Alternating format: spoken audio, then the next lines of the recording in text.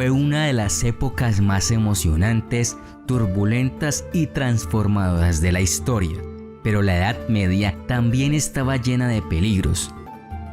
Las plagas. Las plagas fue uno de los mayores peligros de la Edad Media. Tuvo un efecto devastador en la población de Europa en los siglos XIV y XV, también conocida como la peste negra. La plaga causada por la bacteria llamada Yersinia pestis fue portada por las pulgas que se encuentran con mayor frecuencia en ratas. Había llegado a Europa en 1348 y miles murieron en lugares que iban desde Italia, Francia, Alemania, Escandinavia, Inglaterra, Gales, España y Rusia. La peste negra mató entre un tercio y la mitad de la población de Europa. Ante la epidemia, los médicos de la peste medieval intentaron y generalmente fracasaron en salvar vidas. Las personas que sobrevivieron a la peste heredaron un mundo mejor, donde el nivel de vida aumentó y la esperanza de vida también. Entonces, ¿cómo podría sobrevivir a la plaga? Si bien muchos métodos promovidos por los médicos europeos no ayudaron mucho, hubo varias maneras de aumentar sus posibilidades de sobrevivir a la peor epidemia de la historia. Evita los centros urbanos. Las ratas llevaron pulgas infectadas con la peste a las ciudades de Europa. Las principales ciudades como Florencia y Siena perdieron al menos el 60% de su población durante la epidemia.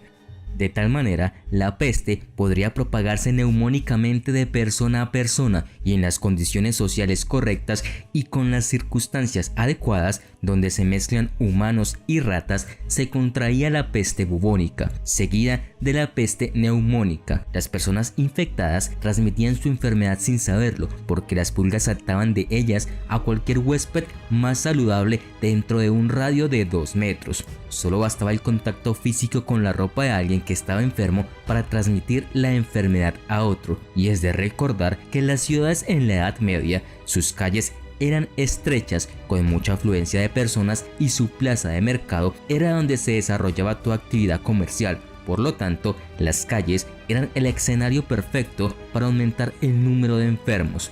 Así que evitar a otras personas terminó siendo una de las mejores estrategias para sobrevivir. Aislar a las personas con signos de infección en sus casas.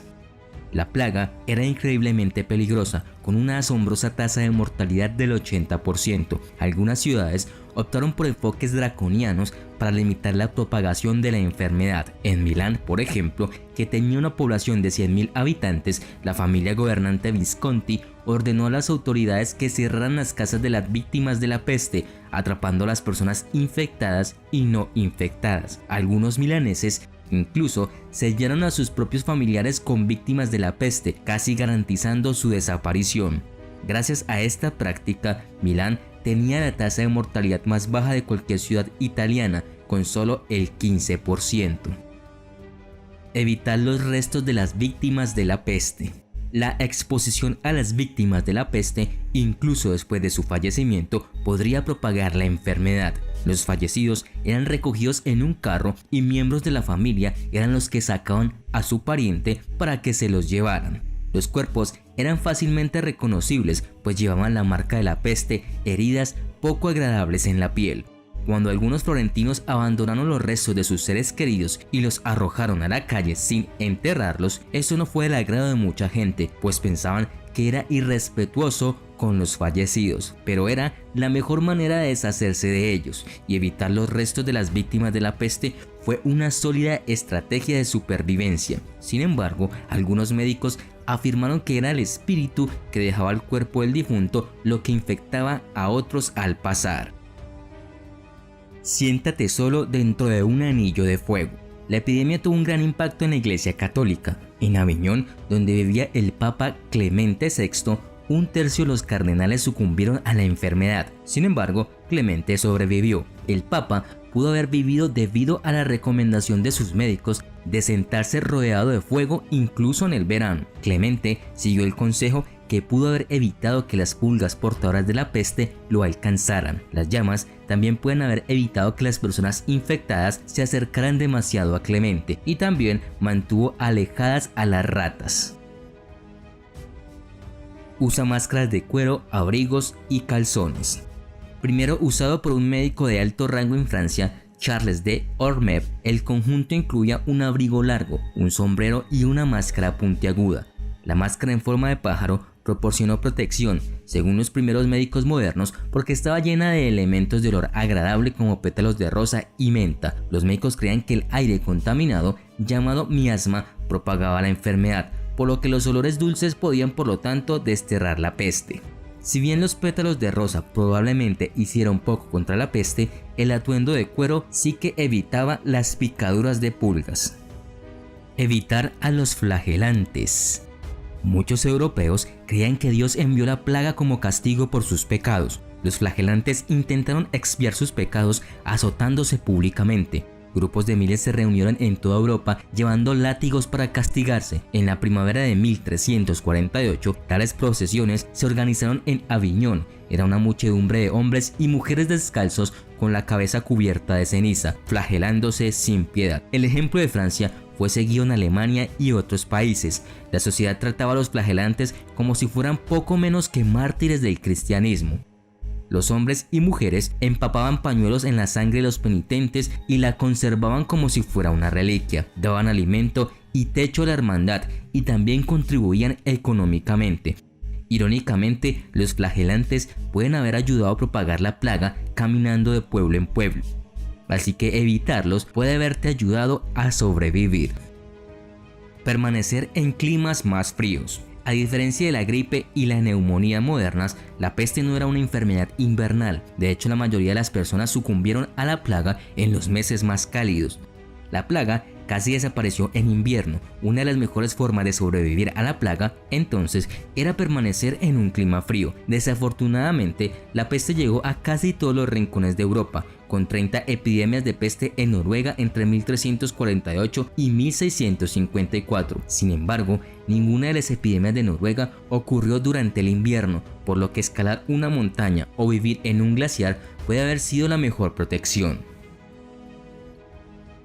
Nacer con una inmunidad genética a la enfermedad. Algunas poblaciones tenían protección genética contra la peste. En Europa, los romaníes tenían grupos genéticos específicos que les protegían de enfermarse. Los investigadores encontraron varios genes vinculados al sistema inmune que pueden haber protegido a los romaníes de la peste. Si bien los genes no evitaron la peste por completo, la investigación reciente demuestra que la variación genética desencadenó una respuesta inmune aumentada cuando se expuso a Yersinia pestis, la bacteria que propaga la enfermedad. Múdate a una ciudad con fuertes leyes contra la peste. Las ciudades trataron de evitar la plaga de muchas maneras. Venecia prohibió los barcos de las áreas infectadas. Pistoia limitó las importaciones y Milán selló las casas de las víctimas de la peste. Si bien estas medidas de salud pública tuvieron diferentes niveles de éxito para detener la propagación, las ciudades con fuertes leyes de peste al menos intentaron proteger a sus ciudadanos. Cuando la Gran Peste de 1665 golpeó, acabó con el 15% de la población de Londres, un número que podría haber sido menor con leyes más estrictas sobre la peste. Mantente en buena salud. Un grupo de antropólogos decidió examinar esqueletos de hace 650 años. Los descubrimientos sugieren que la plaga atacó selectivamente a los que ya se encontraban enfermos, mientras que los sanos sobrevivieron a la infección. En cambio, las tasas de mortalidad más altas se registraron entre personas poco saludables, particularmente aquellas que estaban desnutridas y tenían un sistema inmunitario debilitado. Además, las personas mayores tenían muchas más posibilidades de fallecer a causa de la misma que otros adultos más jóvenes, mientras que las personas sanas, aún estando infectadas, tenían una mayor probabilidad de sobrevivir. Según Sharon N. de White, del Departamento de Antropología de la Universidad de Carolina del Sur, al dirigirse a personas frágiles de todas las edades y exterminarlas tan rápidamente, la peste negra actuó como una extraordinaria fuerza de selección natural, precisamente porque los más débiles en edad reproductiva murieron. De esta forma, los supervivientes transmitieron genéticamente su competencia inmune ante la enfermedad. Por ende, si eras joven y te alimentabas bien, probablemente hubieras sobrevivido. Cuarentena. Algunas ciudades-estado de Italia instituyeron procedimientos de cuarentena para limitar la propagación de la peste. La palabra cuarentena proviene de la palabra italiana para 40, una referencia a la duración del tiempo que se aplicaron en las cuarentenas. Algunas ciudades establecieron guardias armados en las puertas de la ciudad, negando la entrada a cualquier persona sospechosa de portar enfermedades. Si bien la cuarentena puede haber funcionado para mantener la enfermedad fuera de las ciudades, podría tener el efecto contrario en quienes se encuentran dentro de una ciudad ya infectada. No dejes que los barcos atraquen en tu ciudad. Los barcos del este fueron los primeros en llevar la plaga a Europa. No es sorprendente que muchos se dieran cuenta rápidamente de que estas naves llevaban enfermedades. Algunos puertos prohibieron barcos que habían atracado en ciudades infectadas. Para 1348, Venecia prohibió el atraque de ciertos barcos. Si bien la prohibición de los barcos puede haber frenado la plaga, no protegió a Venecia, donde decenas de miles aún perdieron la vida. Viajar. La gente en la edad medieval se enfrentaba a una gran cantidad de peligros potenciales al viajar. Era difícil encontrar un lugar seguro y limpio donde dormir. Los viajeros a menudo tenían que dormir a la intemperie y cuando viajaban en invierno corrían el riesgo de morir congelados. Además, podían ser robados por extraños o algo mucho peor. Una solución a este era viajar en grupos, aunque también podrían correr el mismo riesgo. Cuando se les agotaban los alimentos y bebidas, a menos que el viajero hubiera encontrado una posada, un monasterio u otro alojamiento, tenía que buscar comida, robar o pasar hambre. Los viajeros medievales también podrían verse atrapados en disputas locales o regionales o en la guerra y ser heridos o encarcelados. La falta de conocimiento de lenguas extranjeras también podría conducir a problemas de interpretación. Los viajeros también podían ser víctimas de un accidente. Por ejemplo, existía el riesgo de ahogarse al cruzar ríos. Incluso el emperador del Sacro Imperio Romano, Federico I, se ahogó en 1190 al cruzar el río Salef durante la Tercera Cruzada. La hambruna. El hambre era un peligro muy real para los hombres y mujeres medievales. Enfrentados con la disminución de los suministros de alimentos debido al mal tiempo y las malas cosechas, las personas murieron de hambre o sobrevivían con escasas raciones como la corteza, las bayas y el trigo dañados por el moho. La gran hambruna de principios del siglo XIV fue particularmente mala. El cambio climático llevó a temperaturas muchas más frías que el promedio en Europa a partir de 1300 a la pequeña edad de hielo. En los 7 años comprendidos entre 1315 y 1322, Europa Occidental fue testigo de lluvias increíblemente intensas durante hasta 150 días a la vez. Los agricultores luchaban por plantar, cultivar y cosechar cultivos. Las escasas cosechas que crecieron fueron a menudo enmohecidas y terriblemente caras. El alimento principal, el pan, estaba en peligro. Al menos el 10%, tal vez cerca del 15% de las personas en Inglaterra murieron durante este periodo. Tener un bebé en la Europa medieval presentaba a las mujeres una serie de graves desafíos y peligros. Y a medida que comenzaron los dolores de parto, muchas mujeres medievales se apoyaron en la experiencia de profesionales experimentados. Se esperaba que las parteras fueran árbitros morales atentas a casos de ilegitimidad. Sin embargo, las parteras inglesas, mal pagadas y a veces sospechosas de brujería, tuvieron una experiencia menos positiva que sus contrapartes en Francia y Alemania, que recibieron formación profesional y fueron empleadas oficialmente por los gobiernos municipales, incluso si ganaban mucho menos que los médicos varones. Los médicos y cirujanos rara vez ayudaban a las mujeres en el parto, aunque a veces se llamaba a los médicos cuando las mujeres aristocráticas daban a luz. Blanca de Anjou, la segunda reina de Jaime II de Aragón, recibió la atención de los médicos. No obstante, murió en 1310, poco después del parto de una hija. La mayoría de las mujeres medievales pasaron por el trabajo de parto en un entorno doméstico no medicalizado, y si eran aristocráticos y de clase comerciante, eso a menudo significaba retirarse a una cámara de parto, una habitación oscura provista de muebles blandos, un mes antes de que esperaran dar a luz. Si bien la sala de partos era en gran medida un dominio de mujeres, a la que asistían amigas, parientes y parteras, los hombres seguían involucrados mucho en el parto, especialmente porque estaba en juego la continuación de la línea familiar. En marcado contraste con la actualidad, los hospitales eran en gran medida un último recurso para las mujeres en trabajo de parto. Los hospitales medievales eran instituciones de caridad para los enfermos pobres y, como era de esperar, eran las mujeres en situaciones domésticas inestables las que se encontraban en las salas de parto de los hospitales.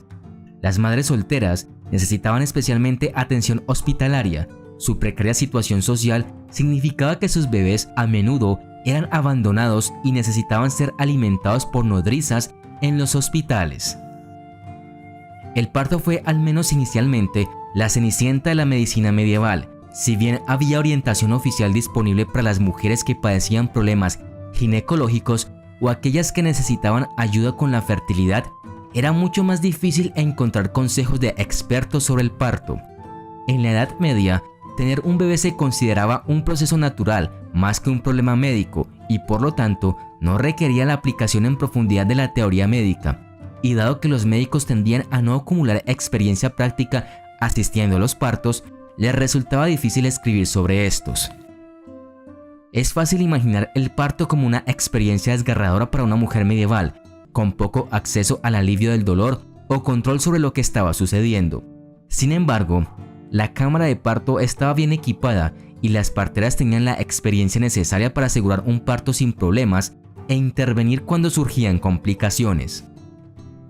Una forma de abordar el trabajo de parto consistía en sentar a la mujer embarazada en un taburete de parto, y que si estaba gorda, era aconsejable dejarla que se acostara boca abajo, levantara las rodillas hacia la cabeza y colocara un cojín debajo de su vientre. Se entendía que ciertos fósiles aliviaban el dolor durante el parto, y una piedra conocida como la piedra de águila se adjuntaba al muslo de la mujer en partos. Por supuesto, no todos los embarazos terminaban felizmente. Un parto rápido se consideraba especialmente importante cuando se creía que el feto había muerto, y existían muchas recetas médicas para esta difícil situación. Un texto anglosajón prescribía una bebida a base de hierbas que incluía el póleo, una planta que también se utilizaba en remedios abortivos por su capacidad para provocar la caída del revestimiento del útero. Las parteras también debían estar preparadas para actuar si la madre moría, pero el bebé seguía vivo. En estos casos, se podía realizar una cesárea, ya sea por la partera o por un cirujano. Después del parto de un bebé vivo, se cortaba el cordón umbilical y se ataba con un hilo de lana suave y se envolvía al niño de inmediato. Esta práctica tenía como objetivo mantener el ambiente cálido del útero y apoyar y proteger las extremidades flexibles del bebé. Se proporcionaba una cama para el bebé desde una cuna hasta una simple canasta. Se creía ampliamente que el éxito o no de un embarazo estaba en el don de los santos. Las personas en la Edad Media creían que varios santos apoyaban un embarazo y un parto seguros. Quizás, como era de esperar, la mayoría de estos santos eran mujeres, y los más destacados de todos ellos eran la Virgen María y Santa Margarita. En la Inglaterra de finales de la Edad Media, sin embargo, una santa menos conocida, Julita, también fue ampliamente venerada junto con su hijo Quiricus. Julita y Quiricus fueron martirizados conjuntamente, simbolizando la santidad de la relación entre madre e hijo. Esta pareja de santos junto a la Virgen y otras figuras sagradas aparece en las fajas de nacimiento, largos rollos de pergamino que estaban destinados a entrar en contacto con el cuerpo de la madre, ya sea envueltos alrededor del abdomen. Las fajas eran similares a las reliquias. La idea era que un objeto material conectado a un santo estaba imbuido de poderes beneficiosos. También incluían características mágicas como remedios verbales protectores o encantamientos. En el periodo previo al nacimiento de su séptimo u octavo hijo, Isabel de York, la reina del rey Enrique VII de Inglaterra, pagó a un monje para que le trajera un cinturón de la Virgen. También visitó un monasterio en Hampton Court, sin duda para obtener más protección divina. Lamentablemente, murió después del parto en febrero de 1503, al igual que su pequeña hija. Las fajas y otros artefactos devocionales como pequeñas estatuas de santos fueron utilizados por mujeres menos pudientes, así como por la élite, e incluso los objetos que no tenían ninguna asociación religiosa fueron valorados en relación con el parto. Se consideraba obsceno que un hombre entrara a la sala de partos En 1522, el Dr. Ward, un médico alemán, fue condenado a muerte cuando lo sorprendieron vistiéndose como una mujer y entrando a escondidas en una sala de partos. A las mujeres se les dijo cómo acelerar el parto, una mezcla de hierbas, qué comer, nada demasiado picante, qué beber, no demasiado vino y qué pensar, sin pensamientos de enojo. En Francia, las mujeres embarazadas rara vez salían de casa después del anochecer, porque les dijeron que si miraban a la luna, el bebé se volvería un lunático o un sonámbulo. Después del parto, muchas madres pasaron semanas en confinamiento forzado, recuperando su fuerza. Las estadísticas muestran un panorama desolador del parto y la infancia en la Europa medieval. En la Florencia de 1420, dar a luz fue responsable de aproximadamente 1 de cada 5 de todas las muertes de mujeres casadas, mientras que la evidencia arqueológica indica que el 19% de los bebés murieron antes de los 2 años. No hay una sola razón para este terrible número de muertos, pero uno de los principales culpables fue la infección. Una de las principales causas de infección de la madre fue la retención de la placenta. Después del nacimiento, el bebé vulnerable recibía objetos que se creía que tenían poderes protectores, como amuletos de coral y ámbar. La madre permanecía dentro de la cámara de parto durante 4 a 6 semanas durante un periodo de confinamiento que le impidió regresar a su comunidad, pero le permitió descansar y recuperar fuerzas. Aunque el sexo dentro del matrimonio era aceptable, para los propósitos de la procreación, la maternidad era un proceso siempre contaminado por el pecado. Como resultado, a las mujeres que acababan de dar a luz se les prohibía ir a la iglesia hasta que fueran limpiadas de todo el proceso. Después de su largo periodo de encierro, la madre fue aceptada ritualmente nuevamente en la iglesia parroquial. Se reunía con el sacerdote en la entrada para que la rociaran con agua bendita, luego se hacía una ofrenda y se recibía la misa. Aunque la iglesia restringió la libertad de movimiento de la madre, también brindó oportunidades para banquetes y celebraciones, tanto dentro de la cámara de partos como en la comunidad parroquial en general. De hecho, este rito estaba tan integrado en el tejido de la vida medieval que las mujeres del norte de Europa se opusieron a los esfuerzos por ponerle fin durante la Reforma. La iglesia bien pudo haber reforzado los estereotipos negativos sobre las mujeres, pero también reforzó sus identidades como madres, y eso era algo que claramente valoraban. Los hombres y mujeres devotos creían que el dolor en el parto era un deber celestial. Si no podías soportar la agonía del parto, ¿cómo manejarías los altibajos de la maternidad? El alivio del dolor se volvió algo aceptable cuando la reina Victoria le pidió al Dr. John Snow una bocanada de cloroformo para facilitar su parto durante el nacimiento del príncipe Leopoldo el 7 de abril de 1853. La vida de los niños en la Edad Media estaba determinada por muchos factores diferentes. Estos incluyen el origen, el estatus social, el lugar de residencia y el género. En general, los hijos de las familias burguesas ricas y aristócratas tenían una vida mejor que los hijos de campesinos pobres. Además, la mortalidad infantil era muy alta y muchas enfermedades fatales proliferaron durante este periodo. Los niños en la Edad Media eran percibidos como ambivalentes. Por un lado, el nacimiento de la descendencia era un factor positivo en la vida de los padres y una gran fuente de felicidad. La Iglesia animó a los ciudadanos medievales a llevar una forma de vida cristiana, a casarse y tener muchos hijos. Quienes en la Edad Media se decidían por una vida consagrada y pura, renunciaban a la opción de tener una familia y acudían al monasterio como monje o monja. El nacimiento de más de un bebé en el mismo parto podía traer problemas para la madre, ya que existía la creencia de que los embarazos gemelos tenían su origen en el adulterio. Un hijo sería del marido y otro del amante. Los granjeros necesitaban mucha mano de obra y por lo tanto producían muchos niños. Para los nobles y los ciudadanos ricos era extremadamente importante por razones políticas tener un heredero varón. Esta era la única manera de asegurar la supervivencia de la dinastía. Debido a la alta tasa de mortalidad infantil, tenía que haber un suministro constante de descendencia, ya que generalmente sobrevivían menos de la mitad de los niños de una familia.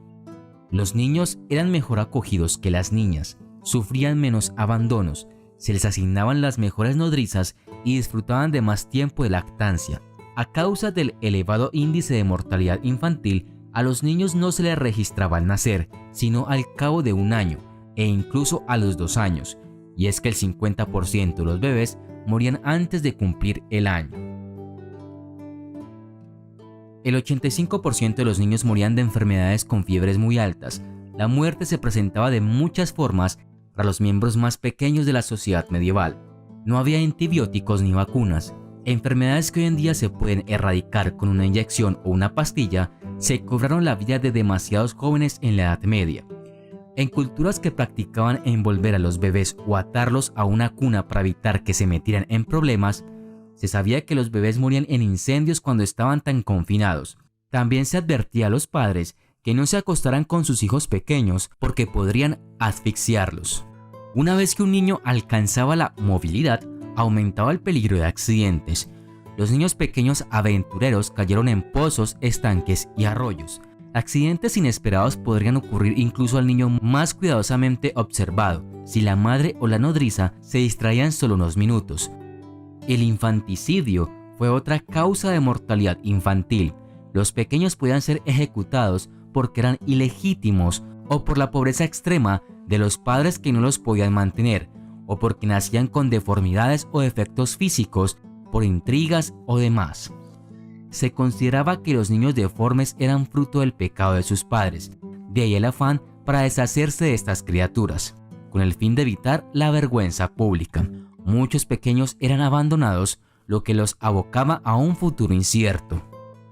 Entre los nobles y los burgueses existía la costumbre de enviar a los pequeños de la ciudad al campo para que los criaran otros, puesto que se creía que la tranquilidad y el aire puro eran beneficiosos para los niños, que regresaban a su hogar cuando ya andaban y hablaban. Los campesinos no solían tener el lujo de contratar una nodriza a tiempo completo, aunque si la madre moría o estaba demasiado enferma para amamantar al bebé, a menudo se podría encontrar una nodriza. Pero las familias numerosas significaban más trabajo para la madre, por lo que otros niños tenían que ayudar con el más pequeño y mecer la cuna, cambiar pañales, lavar la ropa, etc. Antes de los 7 años, niñas y niños eran tratados igual, y ambos vivían mayoritariamente bajo el cuidado de mujeres. Jugaban con animales, muñecos, pelotas, platos en miniatura y pequeños instrumentos musicales. En el hogar campesino, los niños brindaban una valiosa ayuda a la familia desde los 5 o 6 años. Esta ayuda tomó la forma de tareas sencillas y no ocupaba mucho tiempo del niño. Tales tareas incluían ir a buscar agua, pastorear gansos, ovejas o cabras, recolectar frutas, nueces o leña y dar de beber a los caballos y pescar. Los niños mayores a menudo se alistaban para cuidar o al menos vigilar a sus hermanos menores. En la casa, las niñas ayudaban a sus madres a cuidar un jardín de vegetales o hierbas, a hacer o remendar ropa, batir mantequilla, preparar cerveza y realizar tareas simples para ayudar en la cocina. En la sociedad medieval había una disposición de los ciudadanos en diferentes grupos de edad. La primera etapa de la infancia solo duraba hasta el 3er año de vida. A este le sigue la segunda etapa, que se considera concluida cuando el niño cumplía los 14 años. Esas estrictas ideas tuvieron una gran influencia en la vida cotidiana de muchos niños medievales. A partir de los 7 años como máximo, la mayoría de los niños medievales tenían que trabajar quisieran o no. Los niños de las clases sociales más bajas, tanto del campo como de la ciudad, se vieron especialmente afectados. Además de la agricultura, los niños trabajaban en la minería, como sirvientes y en la artesanía. A menudo se usaban para trabajos en los que un tamaño corporal pequeño era ventajoso. Aprender una profesión como la agricultura, la carpintería o la fabricación de velas era tan importante para un niño medieval como aprender a leer o a hacer matemáticas. Por lo tanto, tan pronto como pudieron, comenzaron a aprender a hacer lo que hacían sus padres o entraron en un aprendizaje de una profesión diferente. Mientras que algunas mujeres jóvenes estudiaban para convertirse en artistas, comerciantes, tintoreras, tejedoras, sastres o parteras, la mayoría de las niñas se preparaban para una vida de gestión de los hogares de sus maridos. En el siglo XIV, a los niños no se les permitía hacer juramentos ni firmar contratos hasta los 14 años y no podían ser ejecutados. Si robaban o dañaban la propiedad, sus padres eran llevados ante los tribunales. A los 14 años, las niñas alcanzaban la mayoría de edad y eran legalmente adultas, consideradas lo suficientemente mayores para heredar, casarse y tener hijos. Los niños, por otro lado, no alcanzaban la mayoría de edad hasta los 21 años, por ejemplo, en Inglaterra. Si heredaban bienes antes de esa edad, eran administrados por parientes mayores de edad. Si los adultos no querían la responsabilidad, podían vender ese derecho a los aristócratas ricos que podían estafar a los niños de su herencia antes de que alcanzaran la mayoría de edad. Eventualmente, se promulgaron leyes para proteger a los hombres jóvenes de tales prácticas y la edad en que los niños podían hacerse cargo del negocio de su difunto padre se redujo a los 14 años si el niño era capaz de administrar el negocio. Un pequeño porcentaje de niños campesinos logró asistir a la escuela para aprender a leer y escribir y entender matemáticas básicas. Esto generalmente tenía lugar en un monasterio. Por esta educación, sus padres tenían que pagar una multa al señor y, por lo general, prometer que el niño no tomaría las órdenes eclesiásticas. Cuando crecieran, estos estudiantes usarían lo que habían aprendido para llevar registros del pueblo o de la corte o incluso para administrar la propiedad del señor. Las niñas nobles y en ocasiones los niños a veces eran enviados a vivir en conventos para recibir educación básica. Las monjas les enseñarían a leer. Es muy probable que a las niñas se les enseñara hilado y costura y otras habilidades domésticas para prepararlas para el matrimonio. De vez en cuando estas estudiantes se convertían en monjas. A pesar de posibles accidentes o amos crueles, tareas domésticas y tiempo fuera de casa, la infancia en la Edad Media no fue una época excesivamente rígida. Se animó a los niños a jugar y los adultos se aseguraron de que tuvieran la oportunidad, y la comunidad medieval estaba comprometida con el cuidado de sus hijos, con la iglesia, los señores locales o los padrinos interviniendo para ayudar cuando fuera necesario y para cuidar a los huérfanos. Violencia. La violencia medieval tomó muchas formas. La violencia callejera y las peleas en tabernas no eran infrecuentes. Los vasallos también podrían rebelarse contra sus señores. Del mismo modo, los disturbios urbanos también provocaron levantamientos. Por ejemplo, la prolongada rebelión de campesinos en Flandes de 1323 a 1328 o la revuelta de 1381 en Inglaterra. Las disputas de sangre entre familias que se extendieron durante generaciones fueron muy evidentes. Las disputas locales o regionales sobre la tierra, el dinero u otros asuntos también podrían llevar a un derramamiento de sangre. La guerra siempre estuvo presente desde guerras regionales más pequeñas hasta cruzadas a gran escala de finales del siglo XI, combatidas por muchos países a la vez. El número de bajas en batalla siempre resultaba ser alto. Herejía. También podría ser peligroso estar en desacuerdo. Las personas que tenían opiniones teológicas o religiosas que se creía que iban en contra de las enseñanzas de la iglesia cristiana eran vistas como herejes en la Europa cristiana medieval. Esos grupos incluían judíos, musulmanes y cristianos medievales cuyas creencias eran consideradas poco ortodoxas, como los cátaros. Caza. La caza era un pasatiempo importante para la realeza medieval y la aristocracia, y la habilidad en el deporte era muy admirada. Se registró que el emperador Carlomagno disfrutaba mucho de la caza a principios del siglo IX, y en Inglaterra, Guillermo el Conquistador trató de establecer bosques reales donde pudiera disfrutar de su amor por la caza, pero la caza no estaba exenta de riesgos. Los cazadores podrían ser heridos o muertos fácilmente por accidentes, podrían caer de su caballo, ser atravesados por una flecha, ser mutilados por los cuernos de los ciervos o colmillos de los jabalíes, o ser atacados por osos. Existen muchos ejemplos de reyes y nobles que encontraron trágicos finales como resultados de la caza. El emperador bizantino Basilio I murió en el año 886 después de que aparentemente tenía su cinturón empalado en los cuernos de un ciervo y fue arrastrado más de 20 kilómetros antes de ser liberado. Del mismo modo, en 1143, el rey Fulk de Jerusalén murió en un accidente de caza en Acre cuando su caballo tropezó y su cabeza fue aplastada por su silla. Mal tiempo. La gran mayoría de la población medieval era rural en lugar de urbana, y el clima era de suma importancia para aquellos que trabajaban o dependían de la tierra. El mal tiempo constante podría ocasionar problemas en la siembra y el cultivo, y en última instancia el fracaso de la cosecha. Si los veranos eran húmedos y fríos, la cosecha de grano podría ser destruida. Este fue un gran problema, ya que los cereales eran la principal fuente de alimento para la mayoría de la población. Los hombres y mujeres medievales estaban ansiosos por asegurar que las condiciones climáticas se mantuvieran favorables.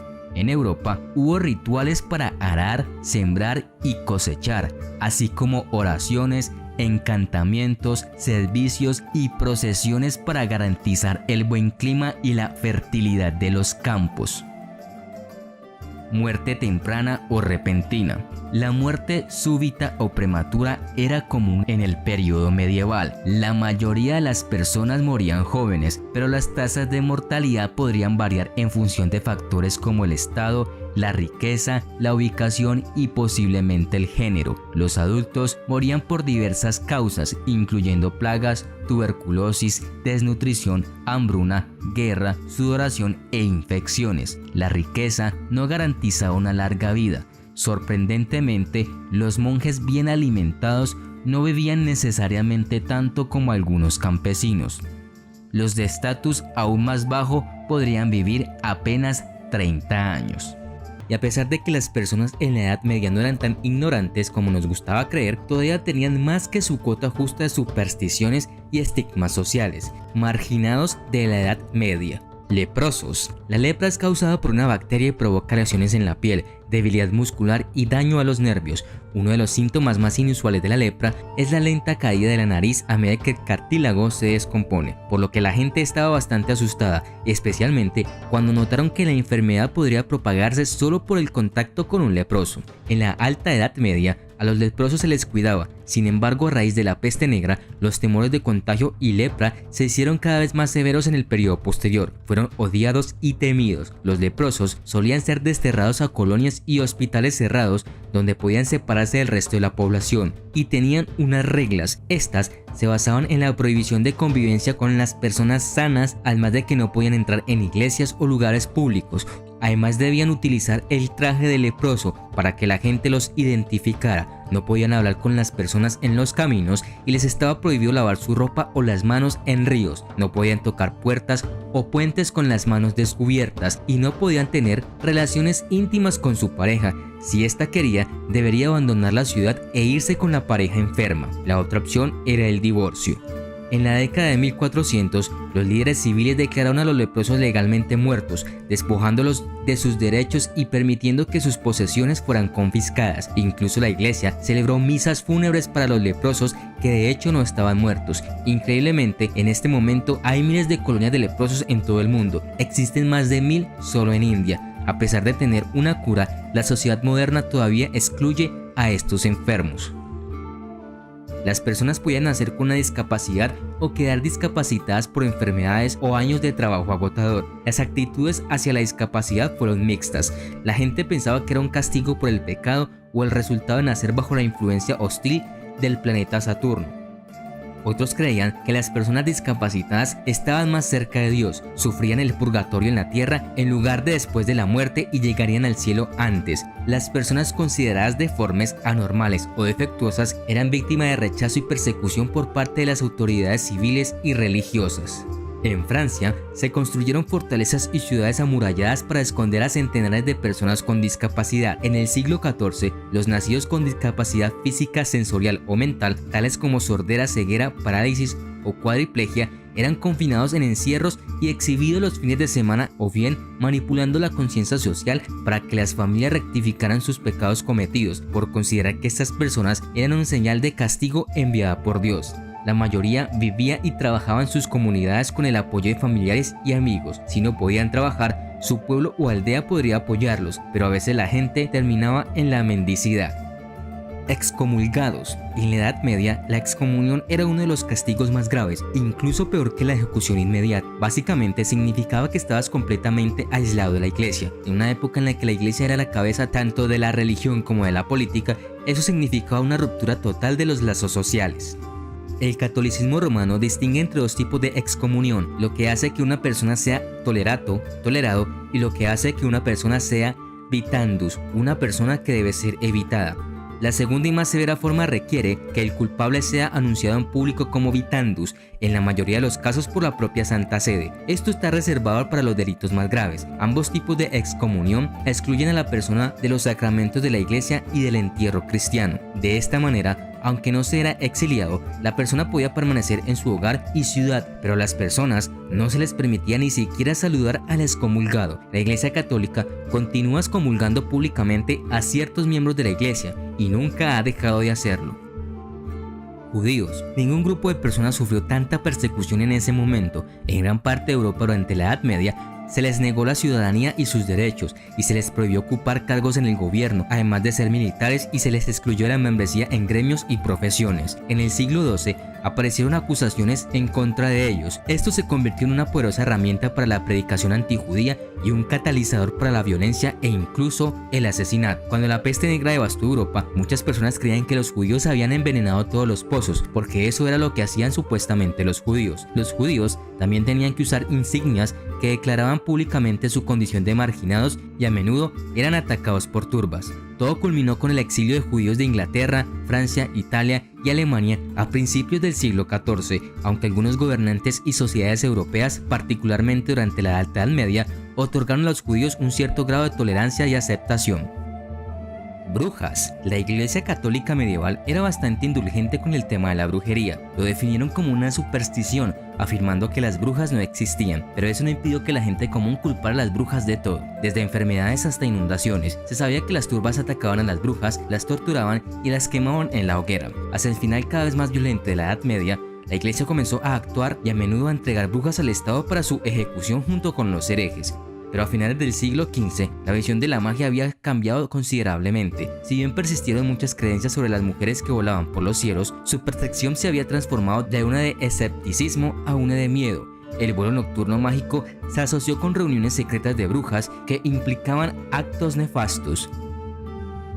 Meretrices. Las meretrices en la Edad Media fueron amadas y odiadas en diferentes momentos. La prostitución en general fue tolerada a regañadientes por la iglesia y el Estado, porque evitaba otros males como la violación. Los eclesiásticos sentían que si los burdeles no estuvieran disponibles para los hombres en las ciudades, encontrarían otros métodos inapropiados para su entretenimiento y pondrían en peligro la virtud de las mujeres inocentes. Básicamente, la postura oficial sobre esto era que era un mal necesario, por lo que era libre de hacerse siempre y cuando no se hablara de ello con demasiado gusto. Las meretrices, por otro lado, a menudo eran posicionadas en lo más bajo de la sociedad, porque generalmente estaban asociadas con la enfermedad. También tendían a provenir de familias de clase baja, algunas de las cuales vendieron a sus hijas porque necesitaban el dinero.